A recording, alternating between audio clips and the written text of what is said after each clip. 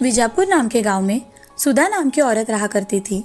उसको दो बेटे थे, आनंद और सुमित। सुधा बहुत ही लालची किस्म की औरत थी। घर में हमेशा उसी की चला करती थी। अगर घर में कोई उसकी बात टालता तो सुधा काली का रूप धारण कर लेती थी। कुछ दिनों बाद आनंद ने सिया नाम की लड़की से शादी कर ली। वो गरीब घर की होने के कारण अपने साथ कोई भी दहेज नहीं लेकर आई थी, इसीलिए सुधा ने उसे बिन तनख्वाह के नौकरानी बना लिया था। सुधा सिया से घर के सारे काम करवाती थी, उसे ठीक से खाना भी नहीं खाने देती थी। एक दिन सिया खाना खा रही थी, तभी सुधा वहां आकर, बहू, चुपके से खाना खा रही हो? नहीं माँ जी, जो भी बनाया है उसमें से ही मैं खाना खा रही हूँ। अरे, तुम मायके से लाई क्या हो कि यहाँ हम तुम्हें दावत दे? हाँ माँ जी, आप ऐसे क्यों बोल रही हैं? मैं भी तो इस घर की बहू हूँ। हाँ, बहू कम नौकरानी हो तुम, समझी? ऐसा कहकर सुधा वहां से चली जाती है। तभी सुधा को सुमित दिखाई देता है। सुधा सुमित से, बेटे सुमित, तुम तो ऐसी कलमुही को घर मत लाना। मैं तुम्हारी शादी एक अमीर लड़की से कर दूंगी, ठीक है ना? अरे माँ, तुम्हें जो ठीक लगे वो करो, मुझे मत बताओ, मैं ऑफिस जा रहा हूँ। ठीक है बेटा। ऐसा कहकर सुमित वहां से चला जाता है। यह सब बातें सिया सुन लेती है। उसे बहुत ही बुरा लगता है। फिर भी सिया चुपचाप से काम किया करती थी। सुधा के कहे अनुसार सुमित की शादी धनवान सेठ की लड़की प्रिया से कर दी गई। दोनों की शादी बड़े धूमधाम से हुई। उस शादी में कपड़े, गहने, घर की वस्तुएं तथा सोने भी दहेज में मिला था। प्रिया घर में आकर एक कुर्सी पर बैठ जाती है और अपनी सासू माँ से, हमारे घर में नौकर नहीं है क्या? मुझे तो कोई नौकर दिखाई नहीं दे रहा। बहू, इस घर में हम दोनों ही काम करती है, नौकर मैंने ही नहीं रखा। मुझे मेरे काम करने के लिए 2 नौकर चाहिए सासू माँ। तुम्हें नौकर क्यों चाहिए बहू? तुम्हें जो चाहिए वो हमसे मांग लेना, हम तुम्हें ला कर देंगे। फालतू नौकरों पे पैसे क्यों खर्च करना? मुझे सुबह उठते ही बेटी लगती है। सब कुछ मुझे मेरे कमरे में चाहिए, और मुझे कुछ भी चाहिए तो मैं मंगवा लूंगी, नहीं तो आवाज दे दूंगी। मैंने कौन सी भी चीज मांगी और वो 10 मिनट के पहले मेरे पास नहीं आई तो मुझे बहुत गुस्सा आ जाता है। तुम्हें जो भी चाहिए वो मांग लिया करो बहू, हम दोनों तुम्हें सब कुछ ला कर देंगे। ठीक है माँ जी, अब मैं बहुत थक गई हूँ, मैं थोड़ा आराम करना चाहती हूँ।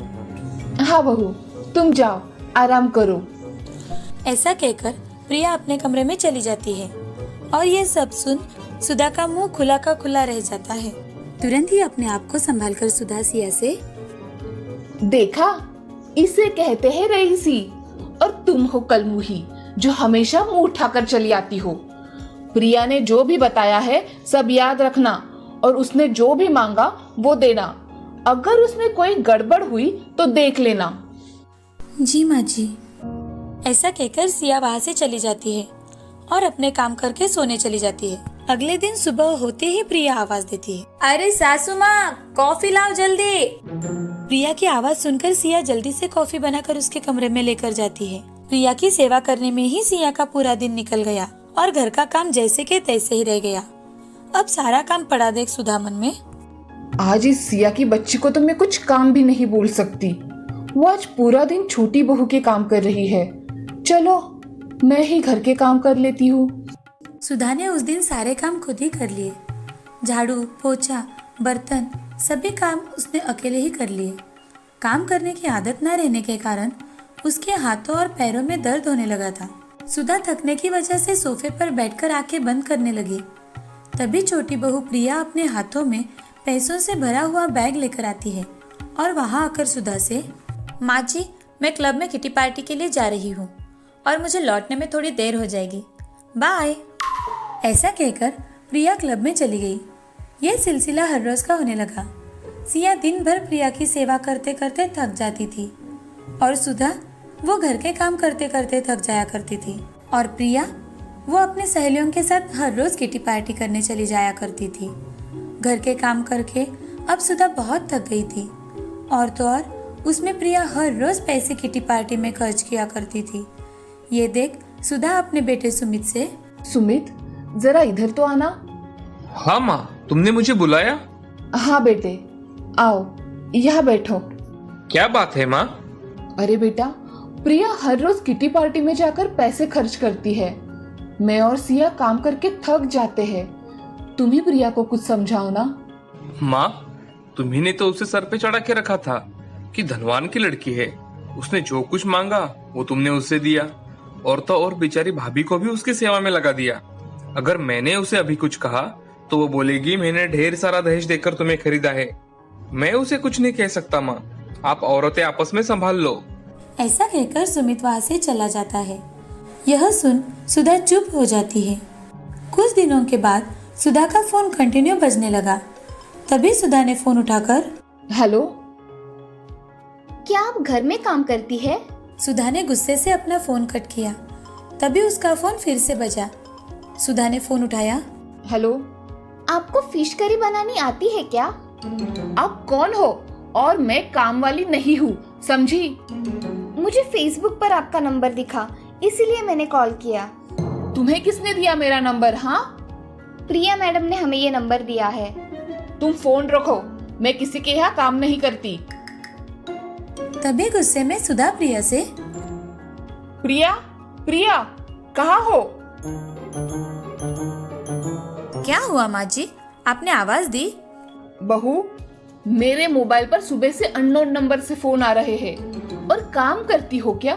फिश बनाती हो क्या? ऐसे कुछ वो औरतें बोल रही थी। मैंने उनसे पूछा तो तुमने ही मेरा नंबर दिया उन औरतों को, ऐसा वो बोल रही थी। अरे हाँ माँ जी, मैंने ही आपकी पोस्ट फेसबुक पर डाली थी।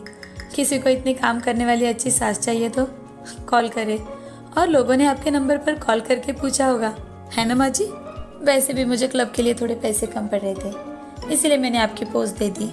मैं कहीं नहीं जाने वाली, समझी?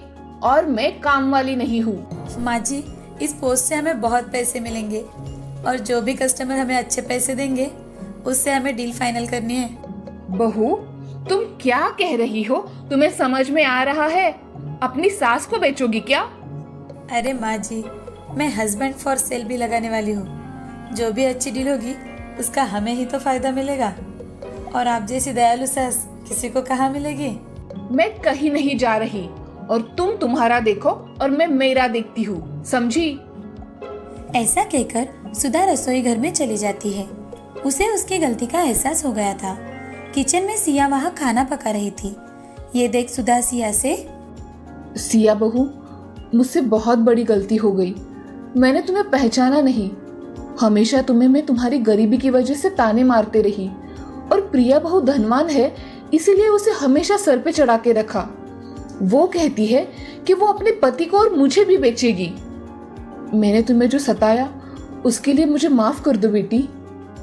माँ जी, आप मुझसे माफी मत मांगिए, आप मुझसे बड़ी हैं। मैंने आपको कब का माफ कर दिया है माँ जी।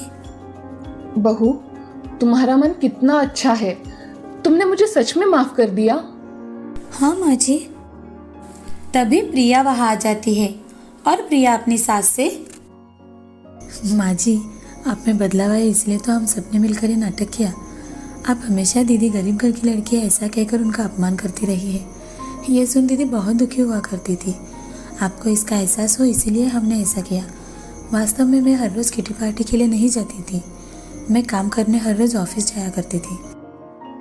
आज से मैं अपनी बहुओं को अपनी पलकों पर बिठा कर रखूंगी। यहाँ आओ बहू। ऐसा कहकर दोनों बहुएं सुधा के गले लग जाती है। अब पूरा परिवार खुशी खुशी जीवन व्यतीत करने लगा।